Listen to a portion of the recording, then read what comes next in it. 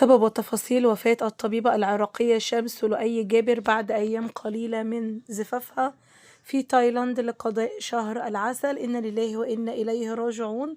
ربنا يا رب يرحمها برحمته الواسعة، اللهم أمين يا رب، ويصبر أهلها. توفيت الطبيبة العراقية الشابة شمس لؤي جابر، وهي طبيبة مقيمة في تخصص دراسات عليا لطب الأطفال خلال تواجدها في تايلاند لقضاء شهر العسل، وذلك بعد أيام قليلة من زفافها، حيث نعاها زملائها والوسط الطبي العراقي برحيلها المفاجئ الذي تصدر مواقع التواصل الاجتماعي.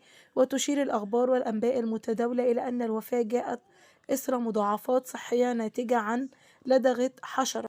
والمعلومات حول الحادثة الأليمة: فهي خريجة كلية الطب في بغداد، وكانت تواصل دراستها العليا وطموحها الطبي في مستشفى قرمة التعليمي. أما عن سبب وفاتها فقد تعرضت الفقيدة للدغة حشرة تسببت لها بوعكة صحية حادة جدا جدا ومضاعفات شديدة جدا أدت إلى الوفاة وأودت بحياتها بشكل مأساوي.